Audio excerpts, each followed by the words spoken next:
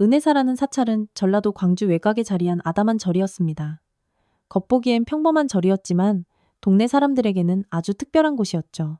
은혜사에서는 매일같이 무료 급식소를 열었고 많은 어르신들이 이곳에서 따뜻한 밥 한 끼와 함께 위로를 얻어가곤 했습니다. 지산 스님은 이 절을 15년째 묵묵히 지켜오고 있었어요. 50대의 스님은 단정한 잿빛 승복에 고요한 눈빛을 지닌 분이었습니다. 스님의 손은 거칠고 투박했지만 불경을 넘기는 손길만큼은 놀랄 만큼 섬세했습니다. 말수가 적은 편이었지만 그 한마디 한마디에 깊은 지혜가 담겨 있어 많은 이들이 스님의 조언을 구하곤 했죠. 지산 스님의 과거에 대해 아는 사람은 아무도 없었습니다. 그저 언젠가 큰 깨달음을 얻고 불문에 귀의했다는 것만 어렴풋이 알려져 있었죠. 박진수 회장은 은혜사의 가장 열성적인 신도였습니다. 60대인 그는 인근 무등시장의 상인회장을 15년째 맡고 있었어요. 매일 새벽 시장 문을 열기 전에 꼭 은혜사를 찾아 예불을 올렸습니다. 평생을 채소 장사로 살아온 그는 시장 상인들의 두터운 신뢰를 받으며 상인회를 이끌어왔죠. 은혜사에서의 새벽 예불이 끝난 후 법당 옆 다실에서 박 회장과 지산 스님이 마주 앉았습니다. 박 회장은 따끈한 차를 한 모금 마시더니 이내 무거운 한숨을 푹 내쉬었습니다. 그의 얼굴에는 며칠 동안 잠을 설친 기색이 역력했습니다. 지산 스님, 요즘 시장에 흑룡파라는 놈들이 나타나서 상인들한테 자리세를 뜯어가고 있습니다. 지산 스님은 그저 고요히 차를 마시며 박 회장의 이야기에 귀를 기울였습니다. 평온한 표정 뒤로 무언가 깊은 생각이 스치는 듯 보였어요. 장사도 안 되는 노인네들한테 매달 30만 원씩을 가져가니 다들 죽을 맛입니다. 지난주에는 생선가게 할머니가 돈이 없다고 버텼더니 그날 팔 생선을 전부 바닥에 처박아 버렸다지 뭡니까. 박 회장의 주름진 얼굴에 걱정이 가득했습니다. 그의 거친 손은 찻잔을 꽉 쥐고 있었고 찻잔에서는 김이 모락모락 피어올랐습니다. 다들 나이 들어서 힘들게 장사하는 양반들인데 이런 일을 당하니 정말 가슴이 미어집니다. 지산 스님은 잠시 명상하듯 눈을 감았습니다. 법당의 향냄새가 은은하게 다실로 흘러들어왔고 멀리서 새벽 종소리가 희미하게 울렸습니다. 스님의 얼굴에 깊은 사색의 흔적이 스쳤습니다. 잠시 후 그는 조용히 눈을 뜨고 말했습니다. 부당한 것은 단호히 거절해야 합니다. 두려움에 한번 굴복하면 끝이 없는 법이지요. 그의 목소리는 낮고 차분했지만 그 안에는 강철 같은 결의가 느껴졌습니다. 세상의 악은 선한 이들이 침묵할 때 더욱 번성하는 법입니다. 박 회장님과 상인분들이 함께 똘똘 뭉쳐 거절하면 그들도 결국 물러설 것입니다. 박 회장은 스님의 말에 잠시 생각에 잠겼습니다.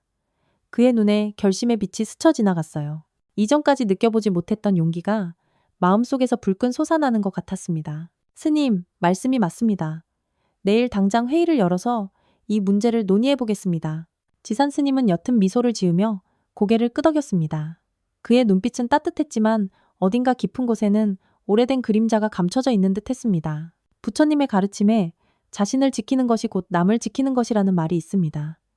상인들의 생계를 지키는 것은 지극히 정당한 일입니다. 박 회장은 새로운 결심으로 가득 찬 표정으로 스님에게 깊이 고개를 숙였습니다. 마침 아침 햇살이 두 사람 사이의 찻잔 위로 환하게 쏟아져 내렸습니다. 다음 날 아침, 시장 안쪽의 작은 회의실에는 상인들이 빽빽하게 모여 있었습니다.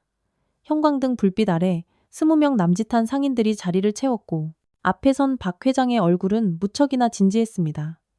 창문 너머로 시장의 분주한 모습이 보였지만 회의실 안은 무거운 침묵에 휩싸여 있었죠. 여러분, 오늘 중요한 일로 모였습니다. 다들 아시다시피 최근 흑룡파라는 조직이 우리 시장에 나타나 자리세를 요구하고 있습니다. 나이든 상인들의 얼굴에 불안감이 스쳤습니다. 구석에 앉은 생선가게 할머니는 손수건만 꼭 만지작거렸고 정육점 아저씨는 굳은 표정으로 팔짱을 끼고 있었죠.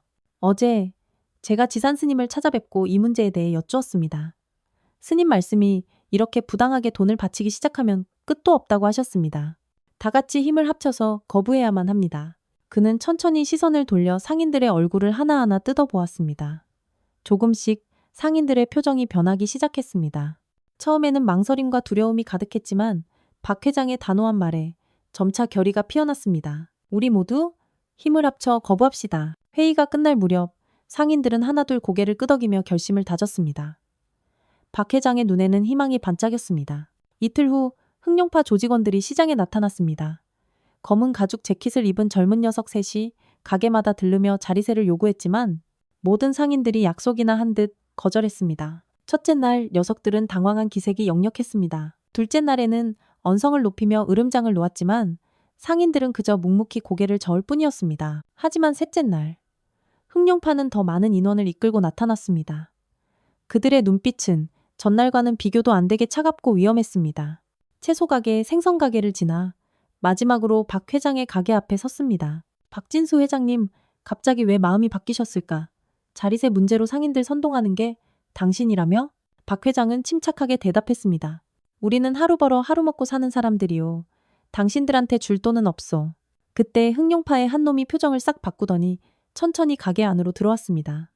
박 회장 코앞까지 바싹 다가서며 낮은 목소리로 말했습니다. 회장님, 지금 장난하는 걸로 보여요? 박 회장이 대답하기도 전에 남자의 주먹이 그의 얼굴을 그대로 강타했습니다. 아이고, 예상치 못한 공격에 박 회장은 그대로 쓰러졌고 다른 조직원들이 우르르 달려들어 그를 집단으로 폭행했습니다. 주변에서 비명이 터져나왔지만 그들은 멈추지 않았습니다. 흑룡파가 시장을 떠난 후 상인들이 달려와 쓰러진 박 회장을 발견했습니다.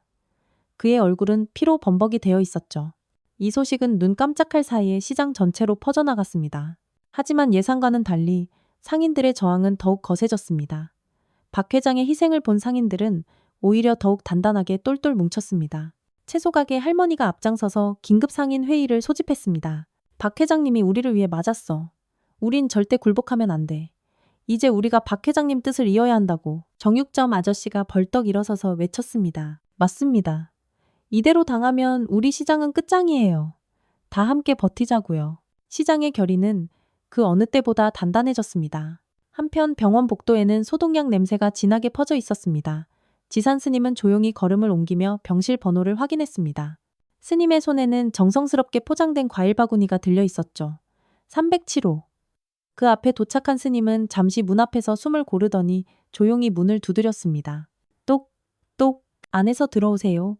하는 박 회장의 목소리가 들렸습니다. 지산 스님이 병실 문을 열자 창가 침대에 누워있는 박 회장의 모습이 보였습니다. 얼굴은 심하게 부어 있었고 오른쪽 눈 주위는 시퍼렇게 멍이 들어 있었습니다. 박 회장은 스님을 보자 벌떡 몸을 일으키려 했지만 아윽, 통증에 그만 인상을 찌푸렸습니다. 움직이지 마세요. 지산 스님이 다가가 부드럽게 말했습니다. 그의 눈빛이 무겁게 가라앉았습니다. 평소 고요하고 평온했던 스님의 표정에 깊은 그림자가 드리워졌습니다. 스님은 침대 옆 탁자에 과일 바구니를 내려놓았습니다. 회장님, 제 말씀 때문에 이런 일이 생기고 말았군요. 정말 죄송합니다. 박 회장은 아픔을 참으며 고개를 저었습니다. 아닙니다, 지산 스님. 스님 덕분에 제가 용기를 냈을 뿐입니다. 오히려 감사합니다. 우리 시장 상인들, 이제야 정신을 차렸어요. 지산 스님은 침대 옆 의자에 조용히 앉았습니다. 그의 손이 무릎 위에서 미세하게 떨리는 것이 보였습니다. 그는 창밖을 바라보았고 그의 눈에 오래된 기억이 스치는 듯 했습니다. 잠시 침묵이 병실을 채웠습니다. 바깥에서는 앰뷸런스 소리가 멀어져 가고 있었죠. 흑룡파라는 조직에 대해 좀 아십니까? 스님이 조용히 물었습니다. 박 회장은 고개를 저었습니다. 잘은 모르고 최근에 이 지역에 나타났다고만 들었소. 두목은 최민준이라는 젊은 놈인데 다들 그놈 눈빛이 섬뜩하다고들 해요. 지산 스님의 눈이 깊어졌습니다. 그는 천천히 일어섰습니다. 어서 쾌차하십시오, 회장님. 이 일은 잘 해결될 겁니다. 박 회장은 의아한 표정으로 스님을 바라보았습니다. 지산 스님의 목소리와 표정이 평소와는 어딘가 달랐기 때문입니다. 그러나 스님은 더 이상 아무 말도 하지 않고 조용히 병실을 나섰습니다. 병원을 나서는 지산 스님의 걸음이 유난히 무거워 보였습니다. 그는 아주 깊은 생각에 잠겨 있었고 그의 눈빛에는 오랫동안 보이지 않았던 날카로움이 어렸습니다. 해가 저물기 시작하는 하늘을 바라보던 스님은 깊은 한숨을 내쉬었습니다. 흑룡파 사무실은 시내 뒷골목 2층 건물에 자리하고 있었습니다. 푸른 네온 사인이 번쩍이는 간판 안쪽으로 검은 가죽 소파와 대리석 테이블이 놓인 사무실이 나타났습니다. 젊은 녀석들이 담배 연기를 뻐끔뻐끔 내뿜으며 서성이고 있었고 안쪽 방에서는 최민준이 이마를 찌푸린 채 부하들의 보고를 듣고 있었습니다. 그 시장 늙은이들이 갑자기 왜 지랄들이야? 최민준이 책상을 쾅 하고 세게 내리쳤습니다. 유리컵이 덜컹거리며 물이 살짝 쏟아졌습니다. 지난달까지만 해도 고분고분 돈 내던 것들이 갑자기 배짱이 생겼다고? 네, 형님. 다들 입이라도 맞춘 듯이 낼 돈 없다고만 버팁니다.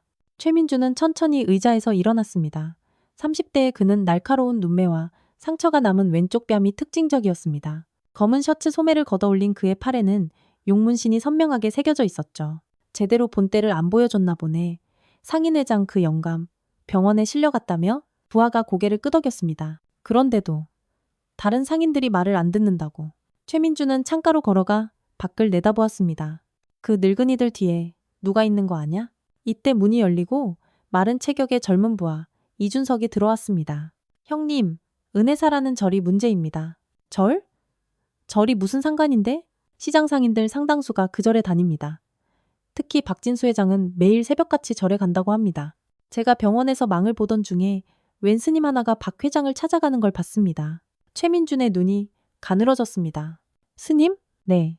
은혜사의 주지? 지산 스님이라고 합니다. 최민준은 생각에 잠겼습니다. 그의 손가락이 책상 위를 똑똑 가볍게 두드렸습니다. 그 절에 대해 더 알아봤어? 준석이 고개를 끄덕였습니다. 은혜사는 무료 급식소를 운영하면서 지역 노인들한테 식사를 대접한다고 합니다. 겉보기엔 작은 절 같지만 신도가 꽤 많습니다. 특히 보시금이 상당하다고 합니다. 월 수입이 우리 생각보다 훨씬 많을 것 같습니다. 호, 흥미로운데. 최민준의 입가에 비릿한 미소가 번졌습니다. 그는 다시 자리에 앉아 손을 모았습니다. 그 늙은이들이 스님 말을 듣고 우리한테 개기기 시작했다. 이거군. 연불이나 외던 중놈이 왜 이런 일에 끼어드는 거지? 방 안의 부하들은 대답 없이 서로 눈치만 살폈습니다. 최민주는 천천히 일어나 다시 창가로 걸어갔습니다.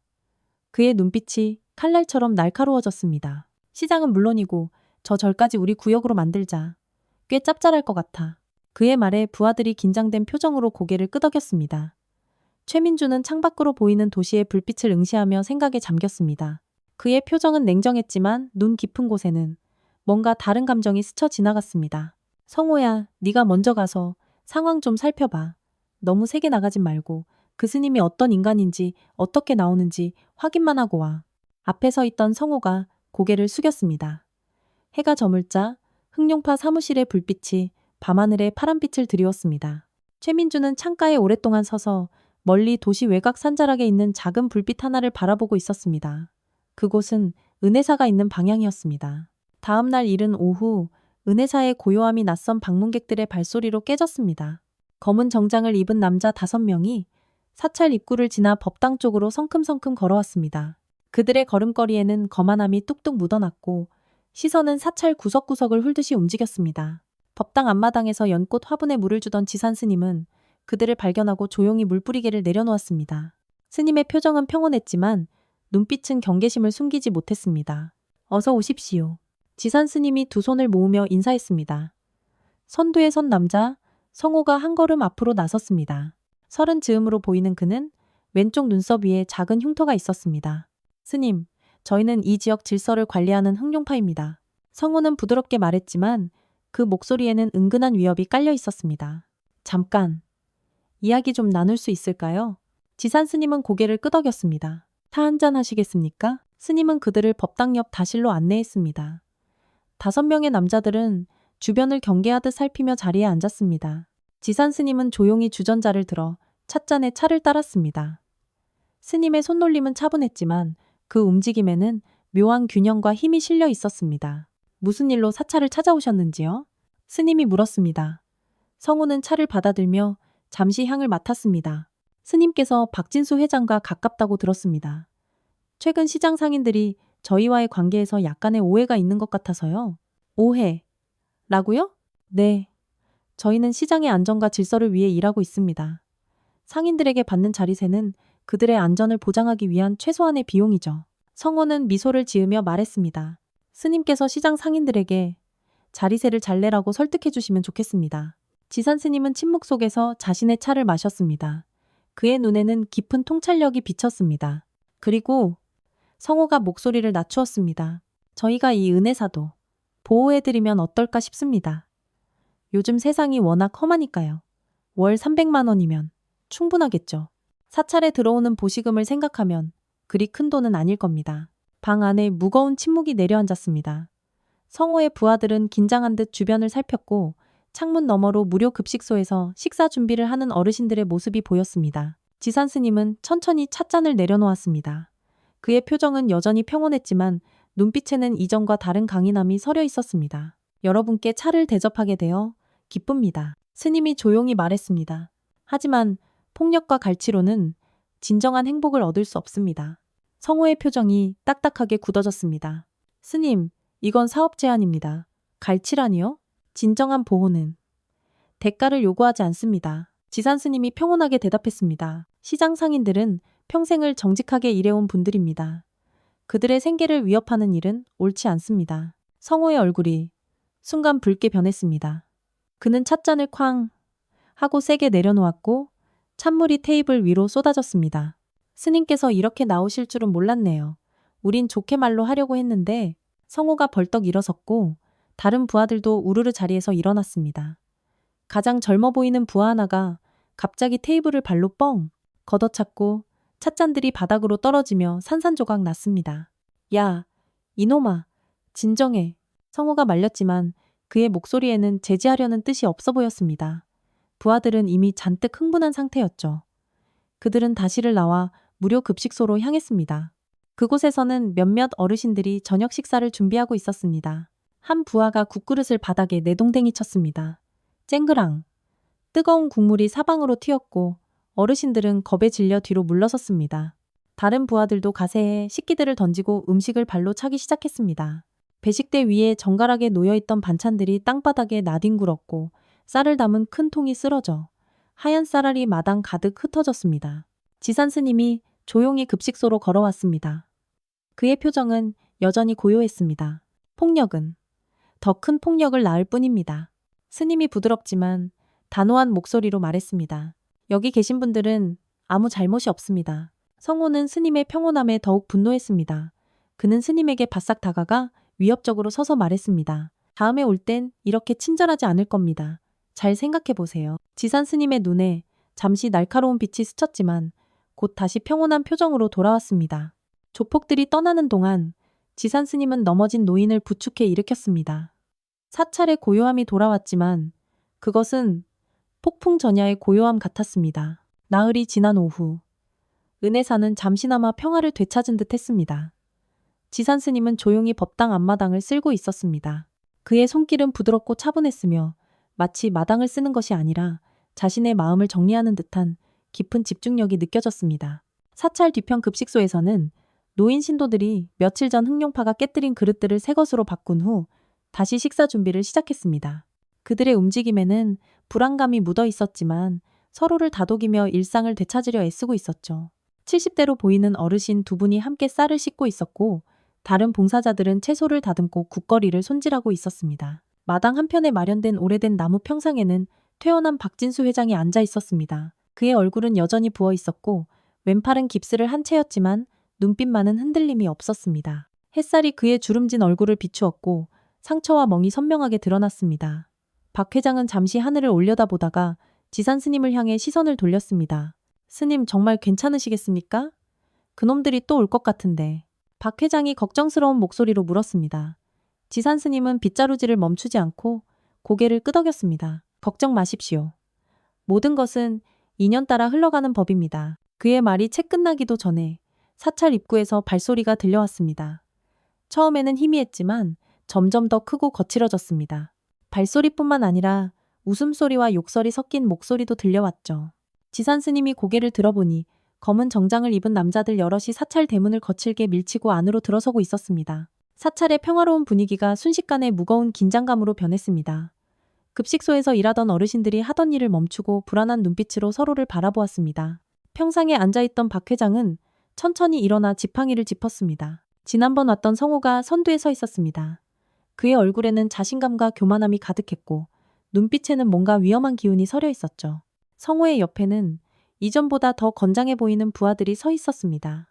그들 중 몇몇은 주머니 속에 손을 찔러 넣고 있었고 누군가는 금속 파이프를 느슨하게 쥐고 있었습니다. 지산 스님은 빗자루를 조용히 벽에 기대어 놓고 방문객들을 향해 두 손을 모았습니다. 다시 찾아주셨군요. 그의 목소리는 여전히 평온했지만 눈빛에는 뭔가 다른 기운이 감돌고 있었습니다. 성호는 비웃음을 지으며 주변을 쓱 둘러보았습니다. 그의 시선이 사찰 곳곳을 탐색하듯 움직였고 마침내 지산 스님에게 고정되었습니다. 스님, 생각해 보셨나요? 사찰에 모인 노인 신도들과 다른 봉사자들이 불안한 눈빛으로 상황을 지켜보고 있었습니다. 한 할머니는 불경을 꼭 쥔 채 작은 목소리로 기도를 읊조리고 있었고, 다른 어르신들은 서로의 손을 잡고 뒤로 물러서고 있었죠. 평상에서 일어난 박 회장이 앞으로 나서려 했지만 지산 스님이 손짓으로 그를 말렸습니다. 지산 스님은 잠시 침묵했습니다. 사찰 마당에는 묘한 긴장감이 감돌았고 심지어 새들조차 지저귀는 소리를 멈춘 것 같았습니다. 스님의 표정에서는 어떤 감정도 읽을 수 없었지만 그의 눈빛만은 깊은 바다처럼 깊고 차분했습니다. 이곳은 평화로운 공간입니다. 지산 스님이 평온하게 대답했습니다. 고통받는 이들이 위로를 받는 곳이지 두려움을 느끼는 곳이 아닙니다. 부디 다른 곳으로 가주십시오. 성호의 얼굴이 순간 붉게 확 달아올랐습니다. 그의 눈이 가늘어지고 입술이 일그러졌습니다. 분노가 그의 얼굴을 뒤덮었지만 동시에 스님의 확고한 태도에 당황한 기색도 역력했습니다. 그는 뒤를 돌아보며 부하들에게 눈짓했습니다. 하는 수 없네요. 이건 스님이 자초한 겁니다. 성호의 목소리가 차갑게 울렸습니다. 그는 이제 더 이상 미소를 짓지 않았고 그의 손이 주먹을 꽉 쥐었다 폈다를 반복했습니다. 그의 신호에 따라 부하들이 서서히 사찰 안으로 퍼져나갔습니다.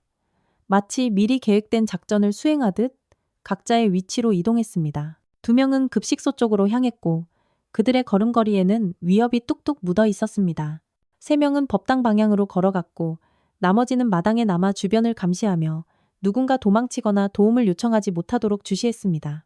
급식소로 간 부하들이 냄비를 발로 차고 음식을 바닥에 쏟기 시작했습니다. 어르신들의 비명 소리와 함께 식기가 바닥에 떨어지는 소리가 사찰 전체에 울려 퍼졌습니다. 어르신들은 겁에 질린 표정으로 서로를 부둥켜 안고 뒤로 물러섰습니다. 어떤 이는 눈물을 흘리며 덜덜 떨고 있었고 다른 이는 분노에 찬 눈빛으로 상황을 지켜보고 있었지만 모두가 무력했습니다. 성호는 법당으로 성큼성큼 걸어갔고 지산 스님이 그를 따라갔습니다. 스님의 걸음걸이는 여전히 고요했지만 그의 눈빛에는 이제 경계심이 역력했습니다. 법당으로 들어서는 순간 성호는 문 앞에서 잠시 망설였습니다. 그의 눈에는 신성한 공간에 대한 본능적인 두려움이 스쳤지만 곧 부하들의 시선을 의식한 듯 더욱 거칠게 행동하기 시작했습니다. 법당 안에 들어선 성호는 불단 앞에 놓인 불경을 손으로 휙 쓸어 내렸습니다. 수백 년 된 고서들이 바닥에 나뒹굴었고 그중 한 권은 모서리가 찢어졌습니다. 고서에서 나온 종잇가루가 공기 중에 흩날렸고 오래된 먹향이 법당 안에 퍼졌습니다. 그는 불경 한 권을 발로 뻥 차며 말했습니다. 이런데 바치는 돈으로 우리한테 자리세나 내시지. 불경이 바닥을 미끄러져 벽에 부딪혔고 몇 장의 종이가 공중에 흩날렸습니다. 수백 년을 이어온 지혜의 기록이 순식간에 훼손되는 광경을 보며 지산 스님의 눈에 깊은 슬픔이 비쳤지만 그는 여전히 침묵을 지켰습니다. 부하들도 가세하여 법당 안의 물건들을 닥치는 대로 훼손하기 시작했습니다. 법당 안의 고요함이 파괴되고 신성한 공간은 순식간에 혼돈의 무대로 변했습니다. 지산 스님은 묵묵히 이 광경을 지켜보고 있었습니다. 그의 눈빛은 여전히 평온했지만 누가 보더라도 그 평온함 뒤에 깊은 감정이 소용돌이치고 있음을 느낄 수 있었습니다. 그의 손은 가볍게 떨리고 있었지만 곧 이를 가라앉히고 깊은 호흡을 내쉬었습니다. 신성한 곳을 더럽히는 것은 큰 업보를 쌓는 일입니다. 스님이 조용히 말했습니다. 그의 목소리는 낮고 무거웠지만 법당 안을 가득 채웠습니다. 성호는 스님의 말을 무시하고 불단 위로 성큼 올라섰습니다. 그의 신발에서 떨어진 흙이 불단을 더럽혔고 촛농이 그의 발 아래에서 으스러졌습니다. 그는 불상 앞에 서서 조롱하듯 합장 포즈를 취했습니다. 부처님, 이 스님이 고집을 피우니 어떡하죠? 저희에게 자리세를 내게 해주세요, 네? 그의 목소리에는 조롱과 비웃음이 가득했습니다.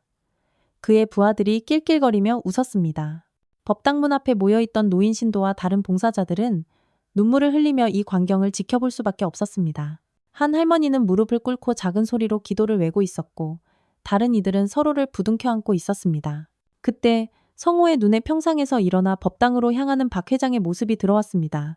박 회장은 천천히 지팡이를 짚고 법당 계단을 올라오고 있었습니다. 그의 얼굴은 여전히 부어 있었고 걸음걸이는 불안정했지만 그의 눈빛만은 담대했습니다. 성호는 불단에서 뛰어내려 박 회장을 향해 걸어갔습니다. 그의 발걸음은 무겁고 위협적이었고 눈빛은 위험하게 빛났습니다. 이게 누구십니까? 시장 상인회장님이 아니신가?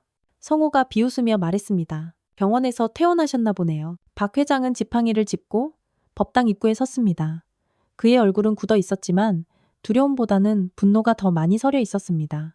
그는 성호의 눈을 똑바로 바라보았고 그의 시선에는 물러섬이 없었습니다. 그만들 하시오. 여긴 사찰이란 말이오. 박 회장의 목소리는 떨리고 있었지만 그 안에는 강한 의지가 담겨 있었습니다. 성호가 박 회장 앞에 바싹 다가섰습니다. 그들 사이의 거리가 너무 가까워 박 회장은 성호의 숨결을 느낄 수 있었습니다. 성호의 입에서는 술 냄새가 났고 그의 눈은 위험하게 빛나고 있었습니다. 오, 용기가 좀 생기셨네? 저번에는 실컷 맞고 병원에 실려갔는데 성호가 비웃었습니다.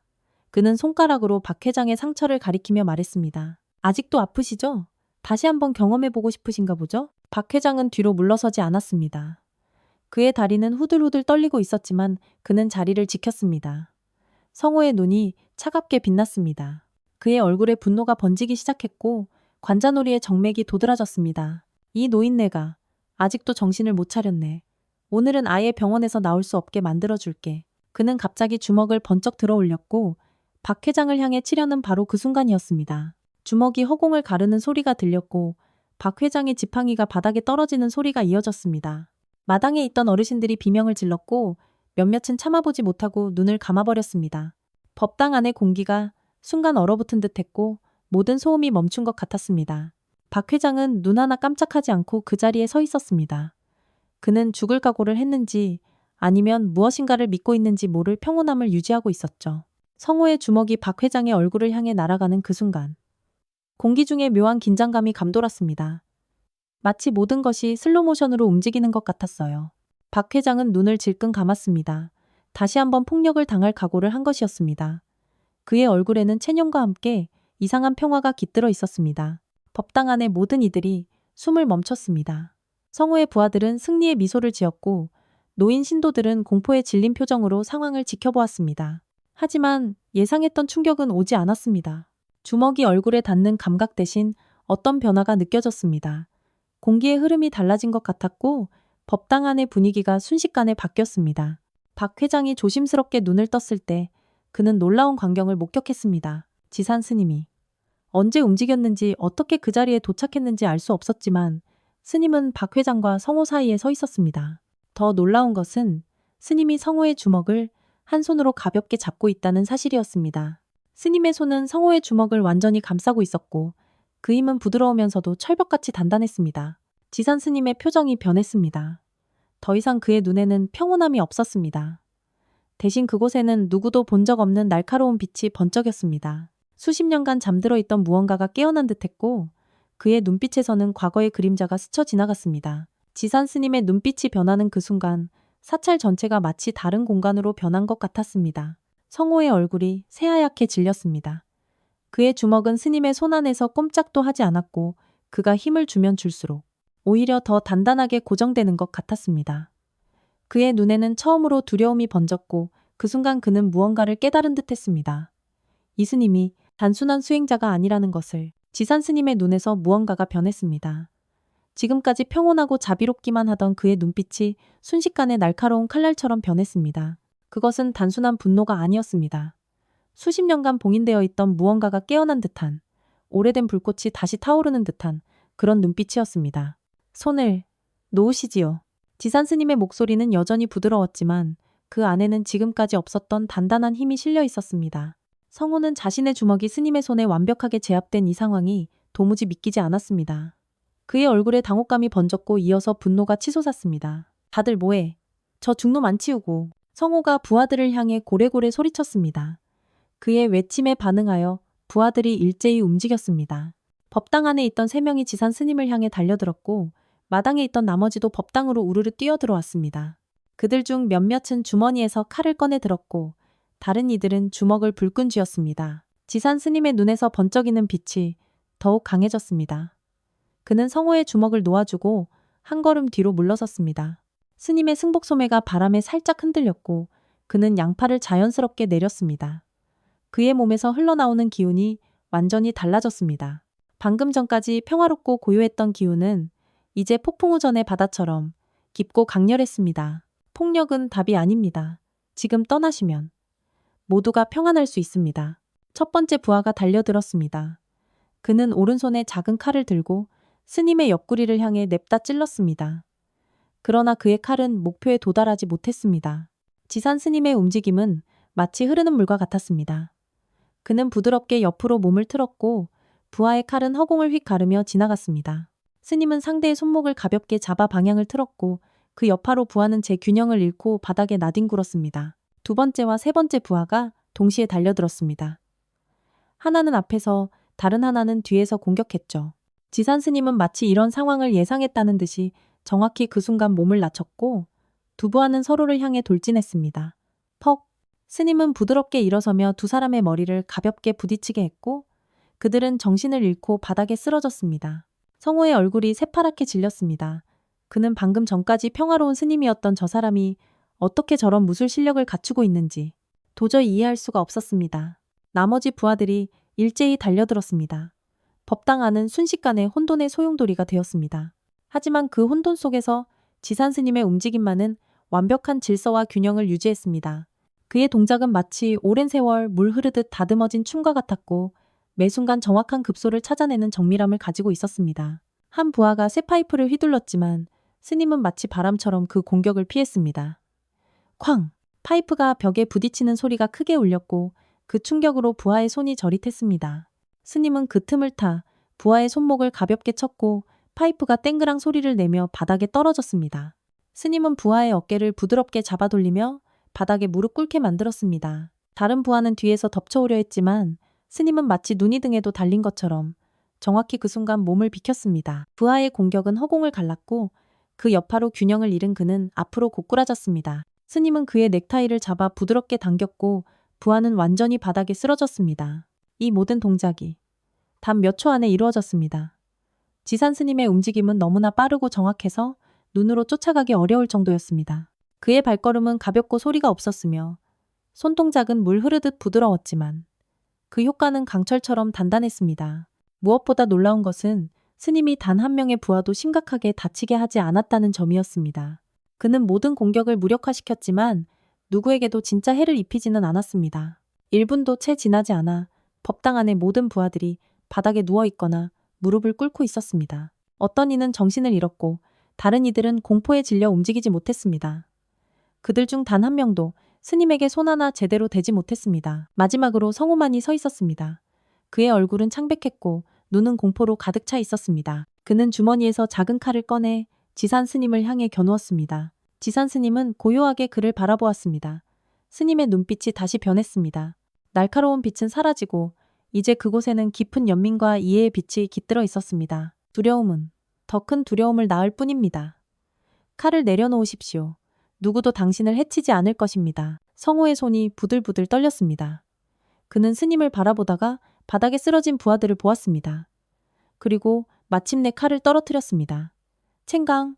금속이 바닥에 부딪히는 소리가 법당 안에 울려 퍼졌습니다. 당신, 대체 누구야? 성호가 떨리는 목소리로 물었습니다. 지산 스님은 대답하지 않았습니다. 그는 천천히 성호 앞으로 걸어가 그의 어깨에 가볍게 손을 얹었습니다. 다시는 이곳에 발을 들여놓지 마십시오. 스님의 목소리는 부드러웠지만 단호했습니다. 성호의 눈에 패배의 빛이 스쳤습니다. 그는 스님을 한 번 더 바라본 후 몸을 돌려 법당을 뛰쳐나갔습니다. 정신을 차린 부하들도 하나둘 일어나 도망치기 시작했습니다. 그들은 미처 신발도 신지 못한 채 사찰 밖으로 달려나갔고 일부는 넘어지며 무릎이 까지기도 했지만 결코 뒤돌아보지 않았습니다. 박 회장은 멍한 표정으로 그 광경을 지켜보았습니다. 그는 눈앞에서 벌어진 일을 도저히 믿을 수 없다는 듯 스님을 바라보았습니다. 스님. 박 회장이 말을 시작했지만 무슨 말을 해야 할지 몰라 그대로 멈추었습니다. 지산 스님은 천천히 숨을 내쉬었습니다. 그의 어깨가 약간 떨리는 것이 보였습니다. 무언가 오랫동안 억눌러온 기운이 다시 솟아올랐다가 가라앉는 것 같았습니다. 스님은 잠시 눈을 감고 깊은 호흡을 한 후 다시 눈을 떴을 때는 예전의 평온한 모습으로 돌아와 있었습니다. 괜찮으십니까, 회장님? 스님이 박 회장에게 다가가 물었습니다. 박 회장은 여전히 충격에서 벗어나지 못한 표정이었지만 고개를 끄덕였습니다. 스님, 대체 어떻게 이런 일이? 지산 스님은 그저 옅은 미소로 답했습니다. 오래전 일입니다. 지금은 중요하지 않습니다. 그는 박 회장의 팔을 부축해 법당 밖으로 나왔습니다. 마당에는 노인 신도들과 다른 봉사자들이 모여 있었고 그들의 눈에는 경외감과 놀라움이 가득했습니다. 스님은 그들에게도 미소를 지어 보였습니다. 사찰에 다시 평화가 찾아왔지만 그것은 이전과는 다른 종류의 평화였습니다. 어르신들의 눈빛에는 지산 스님을 바라보는 시선이 달라져 있었고 사찰 전체에는 묘한 긴장감이 감돌고 있었습니다. 한편 사찰에서 흑룡파 사무실로 도망친 성호와 부하들은 숨을 헐떡이며 최민준 앞에 섰습니다. 그들의 얼굴은 공포로 창백했고 옷은 땀과 먼지로 더러워져 있었습니다. 형님, 그 스님 보통 사람이 아닙니다. 성호가 떨리는 목소리로 말했습니다. 최민준은 성호의 얼굴을 노려보았습니다. 무슨 소리야? 8명이나 갔는데 스님 하나한테 당했다고? 아니요, 형님. 그건 스님이 아니었습니다. 그 움직임은 제가 평생 본 적 없는 수준이었습니다. 괴물이었습니다. 괴물. 최민준은 자리에서 벌떡 일어났습니다. 그의 눈에 이상한 빛이 번쩍였습니다. 그것은 두려움인 동시에 묘한 흥분이었습니다. 내가 직접 가봐야겠어. 최민준의 목소리가 어둡게 울렸습니다. 해가 저물기 시작한 늦은 오후. 은혜사는 평화로운 저녁 예불을 준비하고 있었습니다. 지산 스님은 법당 안에서 향을 피우고 있었고 몇몇 노인 신도들은 작은 목소리로 연부를 외고 있었습니다. 저녁 노을이 사찰의 기와지붕 위로 붉게 물들었고 바람의 풍경 소리가 은은하게 울렸습니다. 그때 사찰 앞에서 여러 대의 차량이 멈추는 소리가 들렸습니다. 끼익. 무거운 발소리와 함께 사람들이 내리는 소리, 그리고 낮은 목소리로 대화하는 소리가 사찰 담장을 넘어 흘러 들어왔습니다. 지산 스님은 향을 마저 피우고 법당 밖으로 나왔습니다. 그의 표정은 평온했지만 눈빛은 이전과 달리 경계심이 서려 있었죠. 저녁 햇살이 흑룡파 일행의 실루엣을 길게 늘어뜨렸습니다. 검은 정장을 입은 남자들이 줄지어 사찰 대문을 지나 안으로 들어왔습니다. 20명 가까운 인원이 사찰 마당을 가득 채웠고 그들의 얼굴에는 공통적으로 차가운 저기가 서려 있었습니다. 맨 앞에 선 남자는 다른 이들과는 달랐습니다. 바로 최민준이었습니다. 그는 검은 셔츠에 회색 정장 재킷을 걸치고 있었고 오른손에는 가죽 장갑을, 왼손목에는 번쩍이는 시계를 차고 있었습니다. 스님, 어디 계십니까? 최민준이 낮고 무거운 목소리로 물었습니다. 그의 목소리에는 분노가 억눌려 있었지만 동시에 묘한 기대감도 섞여 있었습니다. 지산 스님이 법당 계단 위에 조용히 서 있었습니다. 그는 두 손을 소매 안에 넣고 최민준을 바라보았습니다. 스님의 눈빛은 평온했지만 그 안에는 깊은 경계심이 서려 있었습니다. 무슨 일로 이렇게 많은 분들과 함께 오셨습니까? 지산 스님이 차분하게 물었습니다. 최민준은 천천히 계단을 올라 스님과 가까워졌습니다. 그의 눈은 스님의 얼굴을 샅샅이 훑었고 그 시선은 점점 더 날카로워졌습니다. 감히 내 새끼들을 건드린 영감이 대체 누군지 보러 왔습니다. 그런데 스님을 뵈니 최민준의 말이 갑자기 멈추었습니다. 그는 지산 스님의 얼굴을 자세히 뜯어보았습니다. 그리고 특히 그 눈빛에서 무언가 익숙한 것을 느꼈습니다. 순간 20년 전의 기억이 최민준의 머릿속에 폭포수처럼 쏟아졌습니다. 어린 시절 비 오는 밤, 포장마차에서 있었던 그 끔찍한 밤의 기억이 그를 덮쳤습니다. 최민준의 얼굴이 새파랗게 질렸습니다. 그의 표정이 순식간에 굳어졌고 눈에는 충격과 분노, 그리고 믿을 수 없다는 감정이 번갈아 스쳤습니다. 그는 한 걸음 물러났다가 다시 앞으로 다가섰습니다. 그의 손이 무의식적으로 주먹을 쥐었다 폈다를 반복했습니다. 당신, 천마, 텐마지. 스님의 눈이 순간 커졌습니다. 천마? 그 전설의 천마라고? 천마파 두목? 작은 목소리들이 사방에서 들렸습니다. 몇몇 나이든 부하들의 얼굴에 경악과 두려움이 스쳤습니다. 그들에게 천마라는 이름은 단순한 이름이 아니라 공포와 경외의 대상이었기 때문입니다. 지산 스님은 여전히 침묵을 지키고 있었습니다. 그의 눈에는 지금까지 볼 수 없었던 깊은 슬픔과 회한이 서려 있었습니다. 그때 최민준이 지산 스님 앞으로 얼굴을 바싹 들이밀며 귓속말로 속삭였습니다. 나야, 그때 포장마차에서 네가 죽인 그 남자의 아들. 기억나? 순간 지산 스님의 표정이 무참히 일그러졌습니다. 그리고 그의 눈앞에 20년 전 그날의 기억이 참혹하게 밀려왔습니다. 비가 주룩주룩 차갑게 내리던 늦은 밤, 광주의 변두리 골목길, 좁은 거리를 따라 늘어선 포장마차들 사이로 빗물이 웅덩이를 만들고 있었습니다. 골목 초입에 자리 잡은 행복식당이라는 작은 포장마차. 그곳에서 한 가족이 비를 피해 늦은 저녁을 먹고 있었습니다. 최민준의 아버지는 공사장에서 하루 종일 일한 후 오랜만에 가족에게 따뜻한 식사를 대접하고 있었죠. 그의 거친 손에는 못질로 인한 상처가 가득했지만 아들의 머리를 쓰다듬는 그 손길만큼은 세상에서 가장 따뜻했습니다. 그때 골목 안쪽에서 언성이 높아지기 시작했습니다. 처음에는 멀게 들리던 소리가 점점 가까워졌고 술기운이 섞인 고함 소리가 빗소리를 뚫고 울려 퍼졌습니다. 천마파와 라이벌 조직인 청룡파 사이에 영역 다툼이 벌어진 것이었습니다. 처음에는 말싸움에 불과했지만 술기운과 오래된 반목이 섞이며 순식간에 물리적 충돌로 번졌습니다. 비에 젖은 아스팔트 위로 두 무리의 남자들이 서로를 밀치고 주먹을 휘두르기 시작했습니다. 젊은 시절의 천마, 지금의 지산 스님은 그날 자신의 부하들과 함께 있었습니다. 30대의 그는 날카로운 눈매와 단단한 체격을 가진 조직의 두목이었습니다. 심장 위치에는 붉은 용 문신이 새겨져 있었고 그의 손등에는 수많은 싸움의 흔적인 흉터가 남아 있었죠. 천마는 부하들을 말리며 외쳤지만 이미 상황은 그의 통제를 벗어났습니다.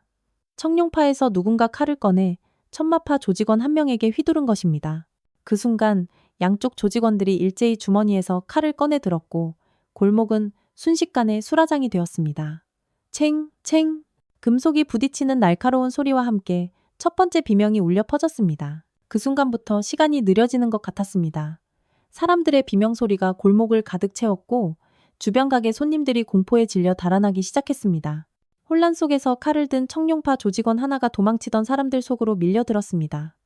비에 젖은 바닥에서 그는 균형을 잃고 비틀거리다 최민준의 가족이 앉아있던 포장마차로 넘어졌습니다. 놀란 최민준의 아버지가 본능적으로 아내와 아들을 보호하려 몸을 날렸습니다. 조심해. 그가 아들을 감싸 안으며 외쳤습니다. 그러나 그 순간 청룡파 조직원의 칼이 그의 복부를 깊게 관통했습니다. 붉은 피가 하얀 셔츠를 순식간에 물들이기 시작했고 최민준의 아버지는 놀란 눈으로 자신의 상처를 바라보았습니다. 아, 아빠. 어린 최민준의 찢어지는 듯한 비명이 비 내리는 밤거리에 울려 퍼졌습니다. 천마는 그 소리를 듣고 즉시 상황을 파악했습니다. 그는 주변의 싸움을 뒤로한 채 포장마차로 달려갔습니다. 하지만 이미 너무 늦었습니다. 최민준의 아버지는 바닥에 쓰러져 있었고 복부에서는 끊임없이 피가 쏟아져 나오고 있었습니다. 그의 얼굴은 창백했고 입에서도 피가 흘러나왔습니다. 어린 최민준은 아버지 옆에 무릎을 꿇고 울부짖고 있었습니다. 아이의 작은 손과 옷은 아버지의 피로 붉게 물들어 있었고 그의 눈물이 피에 섞여 뚝뚝 떨어졌습니다. 천마는 충격에 빠져 그 광경을 멍하니 바라보았습니다. 그의 손에서 칼이 툭 떨어졌고 그도 무릎을 꿇었습니다. 빗속에서 그는 최민준의 아버지 곁으로 다가가 맥박을 확인했지만 이미 생명의 징후는 찾아볼 수 없었습니다. 그때 어린 최민준의 눈이 천마의 눈과 마주쳤습니다. 그 순간 천마는 아이의 눈에 담긴 순수한 절망과 깊은 상처를 보았습니다. 그 눈빛은 20년이 지난 지금도 잊을 수 없는 기억으로 그의 영혼에 각인되어 있었습니다. 미안하다. 천마는 떨리는 목소리로 말했지만 최민준은 그의 말을 듣지 못한 채 아버지의 가슴을 흔들며 계속 울부짖었습니다.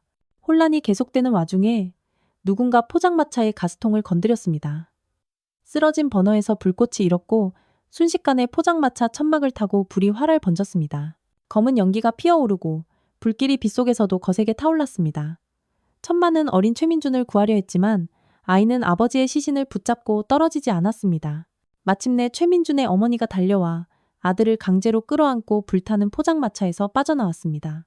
그 과정에서 어린 최민준의 가슴과 팔에는 심한 화상을 입었고 그의 비명은 비 내리는 밤하늘을 찢었습니다.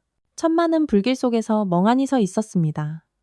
주위로 피와 불, 그리고 비명 소리가 가득했지만 그의 의식은 이미 모든 것에서 벗어난 듯 했습니다.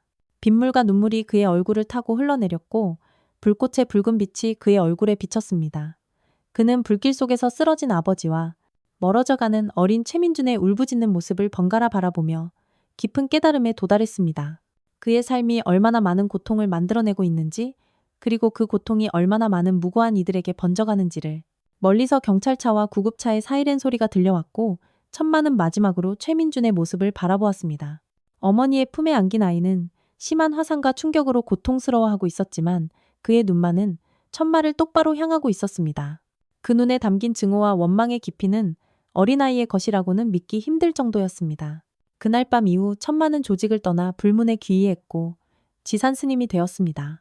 그러나 최민준의 눈빛은 그의 마음속에 지울 수 없는 상처로 남았고 그 상처는 20년이 지난 지금까지도 날카롭게 아물지 않은 채 그의 영혼을 괴롭히고 있었습니다. 그렇게 20년이 지나 한 조직의 두목이 된 최민주는 천마를 보고 소리쳤습니다. 이 새끼, 당장 끌어내서 죽여버려. 그의 말이 끝나기가 무섭게 흑룡파 부하들이 일제히 지산 스님을 향해 달려들었습니다. 그들의 손에는 칼과 쇠파이프가 들려 있었고 눈빛에는 살기가 가득했습니다. 스님은 미동도 없이 그 자리에 서 있었고 그의 눈에는 깊은 슬픔과 체념이 깃들어 있었습니다. 그러나 흑룡파 부하들이 스님에게 손을 대기 직전 예상치 못한 일이 벌어졌습니다. 갑자기 사찰에서 낯선 사람들이 나타나기 시작했습니다. 처음에는 몇 명에 불과했지만 순식간에 그 수는 늘어났습니다. 대략 30명에 가까운 인원이 사찰 안으로 쏟아져 들어왔습니다. 그들은 지산 스님을 원형으로 둘러싸듯 위치했고 모두의 서늘한 시선은 흑룡파를 향하고 있었습니다. 새로 나타난 남자들의 모습은 흑룡파와는 차원이 달랐습니다. 단단히 다져진 신체와 무게감 있는 존재감을 가지고 있었습니다. 흑룡파 부하들은 순간 멈칫하며 서로를 바라보았습니다. 그들의 얼굴에 당혹감과 공포가 스쳤습니다. 최민준도 예상치 못한 상황에 잠시 움직임을 멈췄습니다. 그때 법당 입구에서 50대 남성 하나가 천천히 걸어 나왔습니다. 그는 최민준 앞에 서서 낮고 무거운 목소리로 말했습니다. 내 놈이 감히 우리 형님을 건드리려고 했나? 최민준의 얼굴이 하얗게 질렸습니다. 그의 얼굴을 알아본 것입니다. 그는 현재 천마파의 두목 흑표였습니다. 사찰 안에 팽팽한 긴장감이 감돌았습니다. 흑룡파 부하들은 이미 겁에 질려 조금씩 뒤로 물러나고 있었고 서로의 눈치만 살피고 있었죠. 천마파는 전라도 지역 최대 조직 중 하나로 흑룡파와는 비교도 안 될 만큼 큰 세력을 가지고 있었습니다. 흑룡파 부하들은 서로 눈치를 보며 계속해서 뒤로 물러났습니다. 그들의 손에서 무기가 하나둘 떨어지기 시작했고 방금 전까지 위협적이던 자세도 한풀 꺾였습니다. 몇몇은 이미 사찰 출구를 향해 눈길을 돌리고 있었죠. 단 몇 분 만에 상황은 완전히 역전되었습니다. 방금 전까지 사찰을 장악했던 흑룡파는 이제 쥐죽은 듯 조용해졌고 사방에서 천마파의 강한 기운이 뿜어져 나왔습니다. 사찰 안에 긴장이 감돌던 그 순간 지산 스님이 한 걸음 앞으로 나섰습니다. 그의 표정은 더 이상 평온하지 않았습니다. 그만! 스님의 목소리가 법당 안에 우레처럼 울려 퍼졌습니다. 그 한마디에 천마파와 흑룡파 모두 동작을 멈추었습니다. 스님의 목소리에는 수십 년 전 조직의 두목으로서 수많은 부하를 이끌던 시절의 카리스마가 고스란히 담겨 있었습니다. 내가 너희에게 나서지 말라 했거늘. 스님의 말에 흑표와 다른 천마파 조직원들의 표정이 복잡하게 변했습니다. 나흘 전 늦은 밤, 사찰 뒤편에 위치한 작은 정자에서 불빛이 새어나오고 있었습니다. 지산 스님은 차를 마시며 오랜만에 찾아온 방문객들을 맞이하고 있었죠. 흑표를 비롯한 5명의 조직원들, 천마파의 간부들이었습니다. 20년이 지났지만 그들은 여전히 지산 스님을 형님이라 불렀습니다. 모두 잘 지내고 있었구나. 스님이 미소를 지으며 말했습니다. 하지만 이렇게 한밤중에 다 같이 찾아오다니 무슨 일이 있는 게 분명하군. 흑표는 잠시 망설이다가 입을 열었습니다. 형님, 요즘 흑룡파라는 조직이 시장과 사찰을 위협한다고 들었습니다. 지산 스님의 표정이 순간 어두워졌습니다. 그는 이미 알고 있었습니다. 저희가 해결할까요? 지산 스님은 찻잔을 내려놓고 단호하게 고개를 저었습니다. 절대 무력으로 나서지 마라. 흑표가 항변하려 했지만 스님의 손짓에 입을 다물었습니다. 이것은 내 문제다. 내가 해결해야 할 일이야.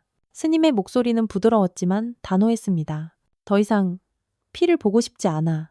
흑표와 다른 간부들은 불만스러운 표정이었지만 더 이상 항변하지 않았습니다. 약속해라. 무슨 일이 있어도 나서지 않겠다고. 지산 스님이 다시 한번 강조했습니다. 흑표는 깊은 한숨을 내쉬었습니다. 알겠습니다. 형님. 하지만 지산 스님의 바람과 달리 그의 눈앞에는 천마파와 흑룡파가 한자리에 서 있었습니다. 지산 스님은 흑표를 비롯한 천마파 간부들을 바라보았습니다. 그들의 눈에는 죄송함과 함께 확고한 결의가 담겨 있었습니다. 천마파가 등장한 후 흑룡파 조직원들은 완전히 전의를 상실했지만 지산 스님은 모두의 예상을 뒤엎는 행동을 했습니다.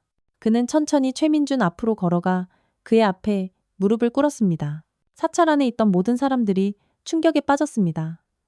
천마파 간부들의 얼굴에 당혹감이 번졌고 법당 안의 신도들은 숨을 죽였습니다. 흑표가 다가가려 했지만 스님은 손짓으로 그를 멈춰 세웠습니다. 그렇다. 내가 천마다. 스님의 목소리는 낮고 무거웠지만 법당 안의 모든 이가 그 말을 똑똑히 들었습니다. 최민준의 얼굴이 굳어졌고 그의 눈에는 복잡한 감정이 교차했습니다. 그날 포장마차에서 자네 아버지가 희생된 것은 내 책임이다. 스님은 고개를 숙인 채 말을 이었습니다. 그의 목소리에는 20년간 짊어져온 죄책감과 후회가 짙게 묻어 있었습니다. 나의 조직이 일으킨 싸움이 무고한 자네 아버지의 목숨을 앗아갔다. 법당 안이 완전히 조용해졌습니다. 그날 이후 나는 조직을 떠나 불문에 귀의했고 20년간 그 죄책감으로 매일 참회하며 살아왔다. 매일 밤 자네 아버지를 위한 기도를 올렸고 내가 일으킨 고통을 조금이라도 갚기 위해 이 사찰을 세워 어려운 이들을 돕고자 했다. 최민준의 얼굴에 온갖 감정이 번졌습니다. 분노와 증오, 그리고 혼란이 뒤섞인 표정이었습니다. 그의 손이 무의식적으로 주먹을 쥐었다 폈다를 반복했습니다. 스님은 고개를 들어 최민준을 똑바로 바라보았습니다. 그의 눈에는 깊은 슬픔과 함께 평화가 깃들어 있었습니다. 너의 한을 풀고 싶다면 내 목숨을 가져가라. 하지만 이곳의 무고한 사람들은 해치지 말아다오. 스님의 말에 법당 안에 있던 노인 신도들이 흐느끼기 시작했습니다. 어떤 이는 무릎을 꿇고 기도를 올렸고 다른 이들은 서로를 부둥켜 안았습니다. 천마파 간부들의 얼굴에는 비통함이 서렸지만 그들은 스님의 뜻을 거스르지 않고 그 자리에 서 있었습니다. 최민준은 한동안 말이 없었습니다. 그는 무릎 꿇은 스님을 내려다보며 복잡한 감정에 휩싸였습니다. 그토록 증오해온 상대가 지금 그의 앞에 무릎을 꿇고 있었습니다. 하지만 자신의 앞에서 진심으로 용서를 빌며 무릎 꿇어 있는 스님을 바라보니 무언가 이상한 감정에 휩싸였습니다. 그리고 이곳에서 스님을 해치려 한다면 천마파와 무력 충돌이 벌어질 것이고 그럼 자신의 부하들이 많은 타격을 입을 것이 분명했습니다. 마침내 최민준은 깊은 한숨을 내쉬며 말했습니다. 오늘은 여기까지다. 그의 목소리에는 여전히 분노가 묻어 있었지만 동시에 혼란스러움도 느껴졌습니다. 그는 부하들을 향해 손짓했고 흑룡파 조직원들은 서둘러 법당을 빠져나가기 시작했습니다. 흑룡파가 사찰을 떠나는 동안 지산 스님은 여전히 무릎을 꿇은 채 최민준을 바라보았습니다. 그의 얼굴에는 깊은 슬픔과 이해, 그리고 희미한 희망이 섞여 있었습니다. 20년간의 속죄가 마침내 시작점을 찾은 것 같았습니다. 사찰의 대문이 닫히고 마지막 흑룡파 부하가 떠난 후에도 스님은 한동안 그 자리에 무릎을 꿇고 있었습니다. 그의 어깨가 미세하게 떨리는 것이 보였고 누군가는 그의 눈에서 눈물이 흐르는 것을 보았다고 했습니다. 20년 동안 억눌러온 감정이 마침내 해방된 순간이었습니다. 흑표가 조심스럽게 다가와 스님의 어깨에 손을 얹었습니다. 스님은 천천히 고개를 들었습니다. 그의 얼굴에는 이상하게도 평온함이 깃들어 있었습니다. 괜찮다. 모든 것은 인연에 따라 흘러가는 법이니. 그는 천천히 자리에서 일어났고 법당 안의 혼란을 정리하기 시작했습니다. 그렇게 나흘이 지났습니다. 어느 날 아침 흑룡파 사무실의 공기는 무겁고 침울했습니다. 최민준은 창가에 서서 흘러가는 구름을 바라보고 있었습니다. 그의 표정은 굳어 있었고 눈빛에는 깊은 생각의 그림자가 드리워져 있었죠. 나흘 전 은혜사에서 있었던 일은 그의 마음에 큰 혼란을 가져왔습니다. 그토록 증오해온 사람을 마주했지만 그가 상상했던 것과는 전혀 다른 모습이었으니까요. 그때 사무실 문이 열리고 젊은 조직원이 급하게 들어왔습니다. 형님, 큰일 났습니다. 그 스님이 왔습니다. 최민준의 눈이 커졌습니다. 사무실 안에 모든 사람들이 긴장했습니다. 일부 부하들은 벌써 주머니 속으로 손을 넣었고 다른 이들은 서로 눈빛을 교환했습니다. 최민준은 잠시 생각에 잠겼다가 결단을 내렸습니다. 올려보내. 측근들은 걱정스러운 눈빛을 보냈습니다. 괜찮아. 그 스님이 나를 해치러 왔다면 혼자 오지 않았을 거야. 몇 분 후 지산 스님이 사무실 문 앞에 도착했습니다. 그는 평소와 같은 잿빛 승복을 입고 있었고 그의 모습은 사무실의 화려한 분위기와 극명한 대조를 이루었습니다. 스님이 사무실로 들어서자 최민준은 부하들에게 밖에서 기다리라고 지시했습니다. 곧 방 안에는 둘만 남겨졌습니다. 스님이 직접 찾아오실 줄은 몰랐습니다. 꽤 용기가 필요했을 텐데요. 최민준의 목소리에는 비아냥이 섞여 있었지만 동시에 진정한 궁금증도 담겨 있었습니다. 지산 스님은 잠시 창밖을 바라보다가 최민준을 향해 돌아섰습니다. 그의 눈빛은 깊고 고요했습니다. 스님은 조용히 낡은 서류 봉투를 꺼내 테이블 위에 올려놓았습니다. 봉투는 오래되어 모서리가 닳아 있었고 여러 번 접었다 폈던 흔적이 역력했습니다. 최민준은 조심스럽게 봉투를 열었습니다. 안에는 낡은 서류들과 영수증, 그리고 통장 사본들이 가지런히 정리되어 있었습니다. 그는 서류들을 하나씩 꺼내 살펴보기 시작했고 점점 그의 표정이 변해갔습니다. 그것은 20년간 최민준의 가족을 위해 보낸 지원 내역이었습니다. 어머니의 병원비 영수증, 최민준의 고등학교와 대학교 학비, 모두 익명의 후원자 명의로 되어 있었지만 날짜와 금액이 정확히 기록되어 있었습니다. 최민준의 손이 떨리기 시작했습니다. 그는 서류를 내려놓고 혼란스러운 눈빛으로 스님을 바라보았습니다. 돈이 전부는 아니겠지만 지난 20여 년 동안 자네 가족에게 이렇게라도 참회를 하고 있었네. 그리고 앞으로도 자네를 위해 무슨 일이든 할 생각이네. 순간 지산 스님의 눈에서 눈물이 흐르기 시작했습니다. 그리고 그는 일어나 다시 한번 최민준에게 무릎을 꿇으며 낮은 목소리로 말했습니다. 그날의 일은 정말로 죄송합니다. 순간 최민준의 마음속에 어머니의 말이 떠올랐습니다. 누군가 우리를 돕고 있어. 네 아버지가 하늘에서 지켜보고 있는 거야. 그게 스님이었습니까? 최민준이 중얼거렸습니다. 스님은 고개를 끄덕였습니다. 최민준은 무릎 꿇은 스님을 바라보았고 그의 내면에서는 복잡한 감정의 폭풍이 일고 있었습니다. 창밖으로 비가 내리기 시작했습니다. 빗방울이 유리창을 타고 흘러내리며 도시의 풍경을 흐릿하게 만들었습니다. 그것은 마치 과거와 현재, 증오와 용서 사이의 경계가 흐려지는 것 같았습니다. 침묵이 사무실을 채웠습니다. 무릎을 꿇은 지산 스님과 창가에 서 있는 최민준. 두 사람 사이에는 20년의 세월과 깊은 상처가 놓여 있었습니다. 이제 그만하셔도 됩니다. 당신이 우리 아버지를 죽이지 않았다는 거 압니다. 그저 싸움에 휘말렸던 거겠죠. 저도 누군가에게 복수하고 싶은 마음이 컸었고 그 대상이 그저 스님이었을 뿐입니다. 최민준의 목소리가 점점 확신에 차오르며 말했습니다. 그는 천천히 일어나 손을 내밀었고 스님도 그의 손을 잡아 함께 일어섰습니다. 두 사람은 잠시 서로를 바라보았고 그 눈빛 속에는 이제 증오가 아닌 이해와 평화가 깃들어 있었습니다. 지산 스님과의 만남 이후 최민준의 일상은 크게 달라졌습니다. 그는 며칠 동안 홀로 시간을 보내며 깊은 생각에 잠겼습니다.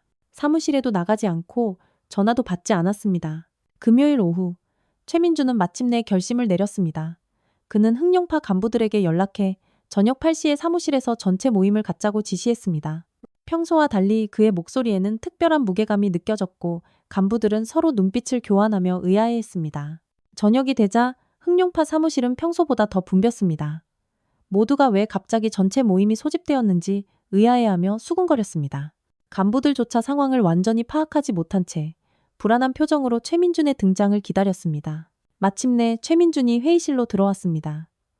그의 얼굴은 평소보다 더 차분해 보였고 눈빛에는 어떤 결의가 담겨 있었습니다. 그는 천천히 단상에 올라 모인 조직원들을 바라보았습니다. 마침내 최민준이 입을 열었습니다. 조직을 떠나기로 했다. 다들 각자의 길을 찾아가라. 순간 회의실에 충격의 파도가 밀려왔습니다. 몇몇은 자리에서 벌떡 일어났고 다른 이들은 서로를 바라보며 귓속말을 주고받았습니다. 가장 오래 최민준과 함께했던 부두목 민석이 앞으로 나섰습니다. 최민준은 손을 들어 그를 제지했습니다. 결정은 이미 내렸다. 흥룡파는 오늘부로 해산이다.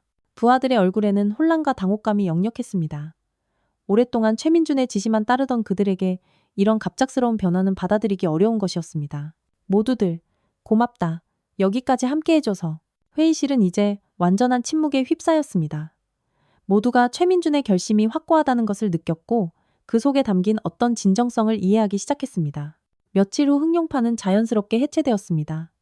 그리고 시장에는 자연스럽게 평화가 찾아왔습니다.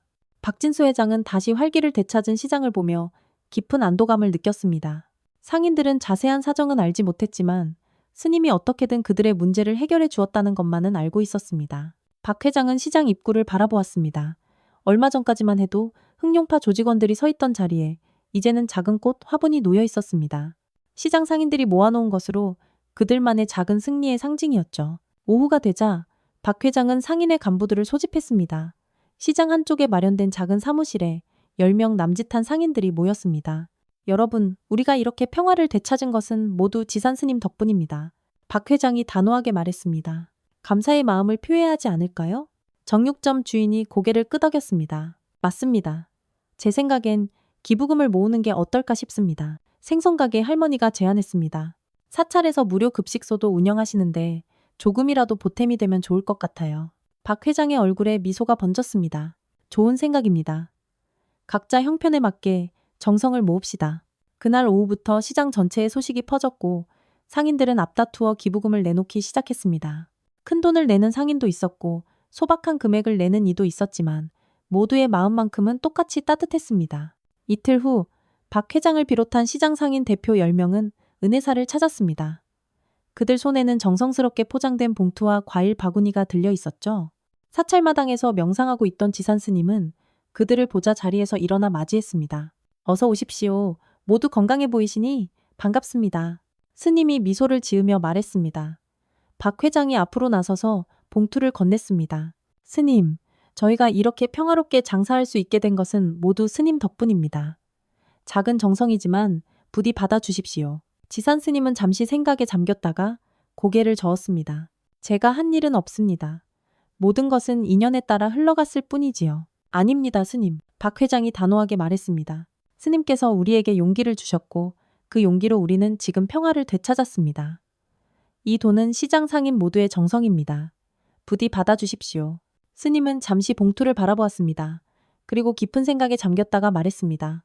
만약 이 정성을 받는다면 한 가지 제안을 드리고 싶습니다. 상인들은 호기심 어린 눈빛으로 스님을 바라보았습니다. 시장 안에 작은 무료 급식소를 하나 더 만들면 어떨까요? 박 회장의 눈이 반짝였습니다. 와, 정말 좋은 생각입니다. 상인들 사이에서 동의하는 목소리가 커졌습니다. 모두가 스님의 제안에 기뻐하는 모습이었습니다. 지산 스님은 감사의 마음으로 고개를 숙였습니다. 석양이 사찰 위로 붉게 물들기 시작했습니다. 산들바람이 불어오며 풍경 소리를 울렸고 그 소리는 평화로운 시장의 미래를 축복하는 것 같았습니다. 스님과 상인들은 차를 마시며 새로운 급식소에 대한 이야기를 나누었고 그들의 얼굴에는 모두 따뜻한 미소가 피어올랐습니다. 첫눈이 내리던 11월의 어느 날 아침, 은혜사의 무료 급식소는 평소보다 더 분주했습니다. 겨울의 첫 추위를 피해 평소보다 많은 어르신들이 따뜻한 식사를 찾아 모여들었기 때문이었습니다. 자원봉사자들은 서둘러 밥과 국을 준비하고 테이블을 닦고 수저를 정리했습니다. 그때 급식소 문이 열리고 한 남자가 들어왔습니다. 깔끔한 검은색 코트에 단정한 머리, 평범한 차림이었지만 그의 얼굴은 낯설지 않았습니다. 최민준이었습니다. 그는 예전의 날카로운 기운은 찾아볼 수 없이 부드러워진 표정으로 조용히 안으로 들어섰습니다. 급식소를 관리하던 노보살님이 그를 알아보지 못하고 다가왔습니다. 어서 오세요. 식사하러 오셨나요? 최민준은 고개를 저었습니다. 아닙니다. 자원봉사 하러 왔습니다. 노보살님의 얼굴에 미소가 번졌습니다. 어머나 정말요? 마침 오늘은 손이 부족한 참이었는데 저기 앞치마 걸어두었으니 하나 두르시고 주방에서 좀 도와주시면 됩니다. 최민주는 조용히 고개를 끄덕이고 앞치마를 두른 후 주방으로 향했습니다. 그곳에서 그는 묵묵히 일손을 돕기 시작했습니다. 쌀을 씻고 야채를 다듬고 설거지를 하는 그의 모습은 한때 광주 지역을 주름잡던 조직 두목의 모습과는 전혀 달랐습니다. 정오가 되자 급식소는 어르신들로 가득 찼습니다. 최민주는 배식대 앞에 서서 정성스럽게 밥을 담아 어르신들에게 나눠주었습니다. 그의 손길은 조심스러웠고 눈빛은 따뜻했습니다. 어르신들이 고맙다고 말할 때마다 그는 가볍게 고개를 숙이며 미소 지었습니다. 그때 급식소 입구에 지산 스님이 나타났습니다. 스님은 잠시 안을 둘러보다가 배식대에 서 있는 최민준과 눈이 마주쳤습니다. 두 사람 사이에 시간이 멈춘 것 같았습니다. 최민준은 밥주걱을 든 채로 잠시 그 자리에 서 있다가 천천히 고개를 숙여 공손히 인사했습니다. 스님도 부드러운 미소와 함께 같은 방식으로 답했습니다. 그것은 짧은 교류였지만 그 안에는 수많은 이야기가 담겨 있었습니다. 용서와 화해, 그리고 새로운 시작에 대한 약속과 같은 것들이 그들의 눈빛 속에 깃들어 있었습니다. 최민주는 다시 배식 활동에 집중했고 스님은 자신의 일을 보러 떠났습니다. 그날 이후로 최민주는 매주 2번씩 급식소에 나타나 묵묵히 봉사활동을 이어갔습니다. 처음에는 아무도 그가 누구인지 알지 못했지만 시간이 지나면서 그의 진심 어린 봉사 모습에 모두가 감사하게 되었습니다. 한 달이 지난 어느 저녁, 해가 저물기 시작할 무렵 지산 스님과 박진수 회장은 사찰 뒤편 언덕에 올라 석양을 바라보고 있었습니다. 붉게 물든 하늘 아래 산자락을 따라 내려오는 길 위에 첫눈이 하얗게 쌓여 있었습니다. 멀리 급식소에서는 따뜻한 불빛이 새어나왔고 그 창문을 통해 최민준이 어르신들을 돕는 모습이 희미하게 보였습니다. 저 청년, 앞으로 어떤 삶을 살게 될까요? 박 회장이 잠시 그 모습을 바라보며 물었습니다. 지산 스님은 미소를 지으며 대답했습니다.